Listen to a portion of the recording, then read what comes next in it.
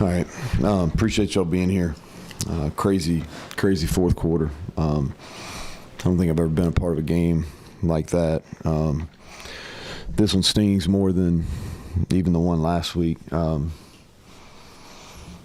Broke kind of the string of events down here. Let's see if I can get this right. I think we're up 24-20 at the beginning of the fourth quarter. 24-20.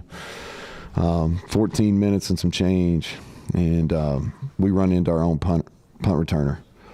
So we're going to get the ball back up 4 with 14 minutes to go, and I can't explain it. I can't explain that one. We work that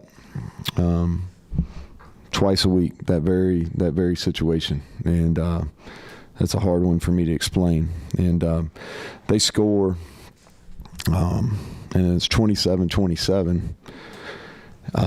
We go down and kick a field goal to tie it up, 27-27. They get the ball somewhere around the 30-yard line, give or take. And I can tell you exactly where it was. So they get the ball, 29-yard line. It's either 3rd and 4, 3rd and 5. And I thought our guy was just clearly held at the point of attack. They ran a stack formation to the field. I thought Marcus Floyd clear right out in the open.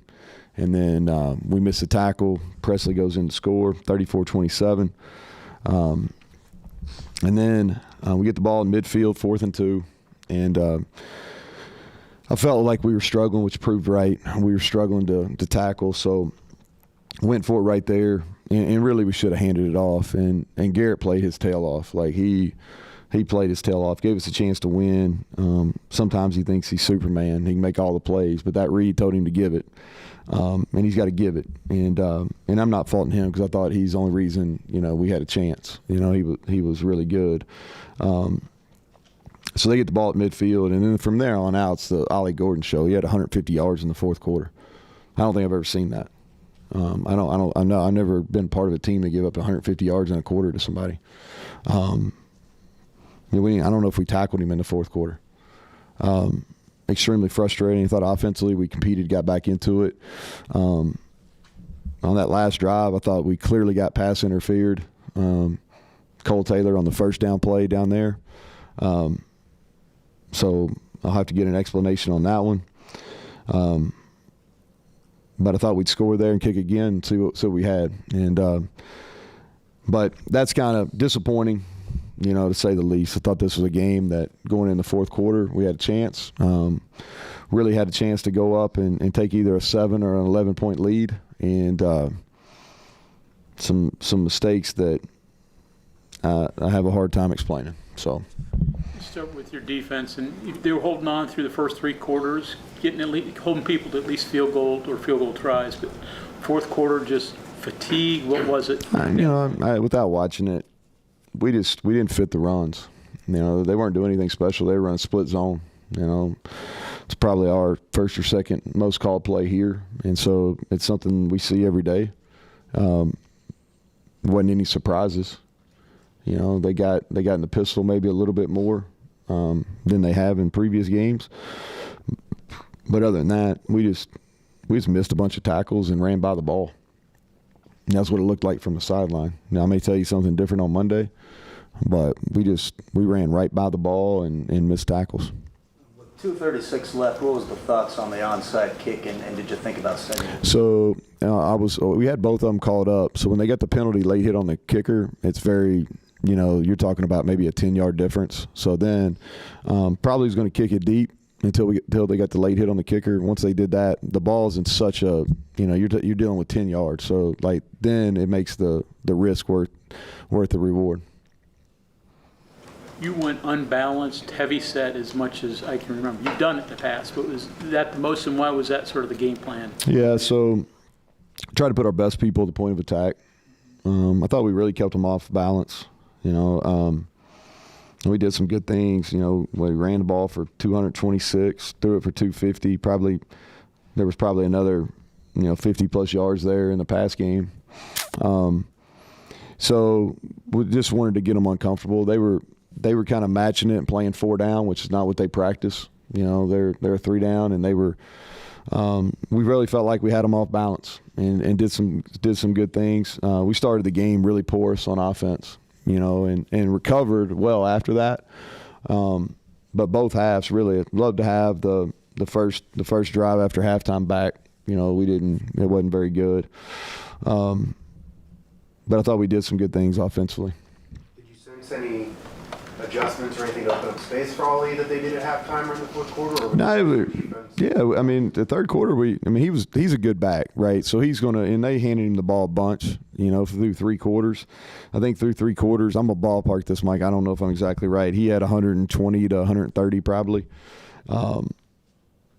And, you know, they were mixing it up, counter, inside zone, and then, you know, I don't know. Without watching it, what it felt like is we ran by the ball a bunch and we missed tackles, got out of our gap, and just flat.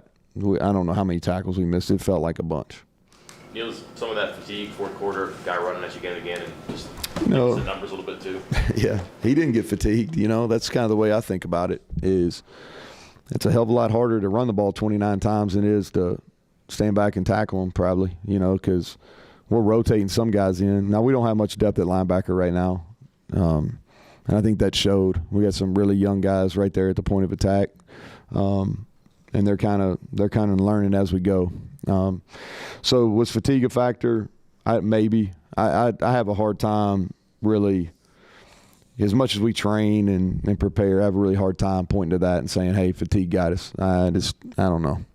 And then the punt, you say you work on that a bunch. Was it not called like, hey, watch out, or did he not? Yeah. So the way you teach that jammer position is you teach them to peek, right?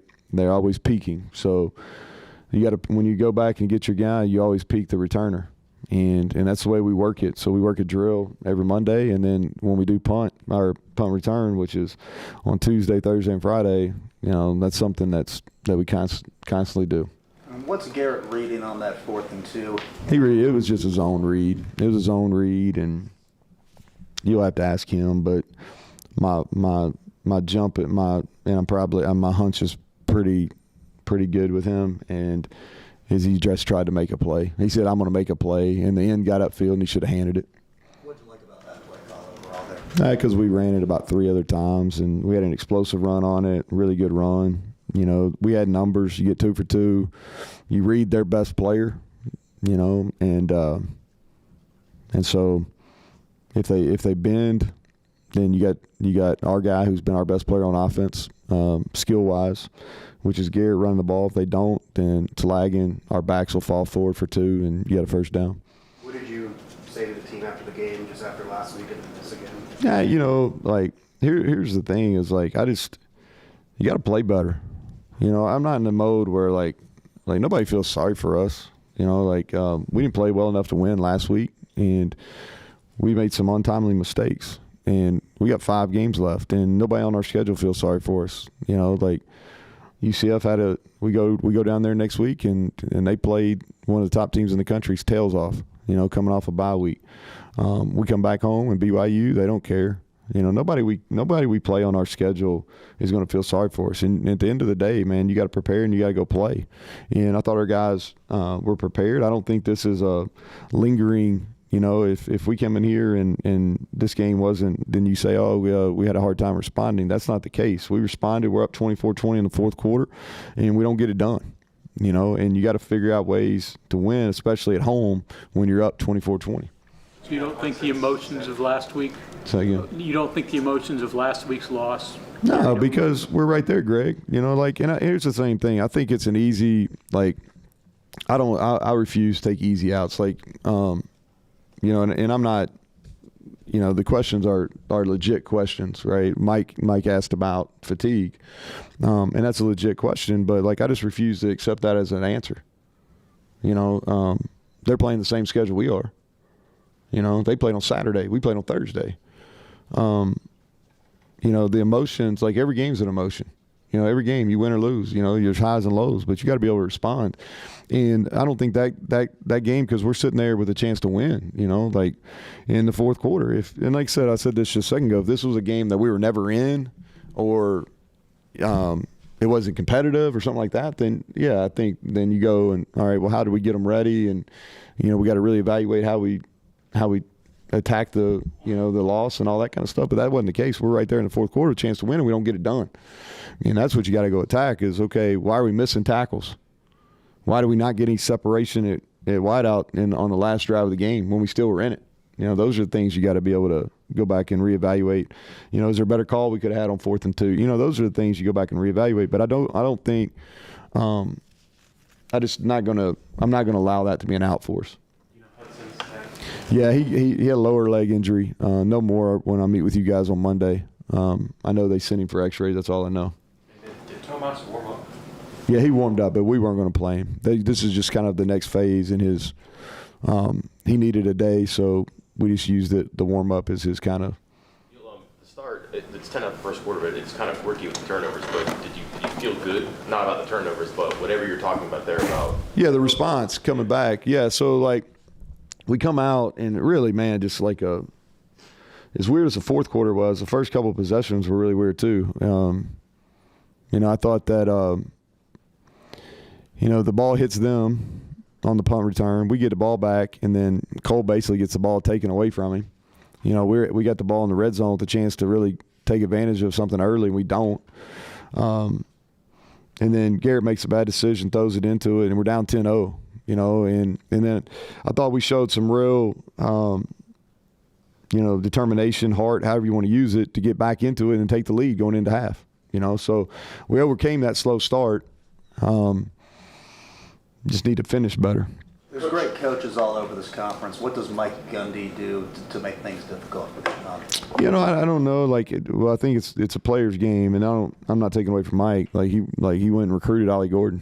You know what I mean? The Oliver kid is an elite player.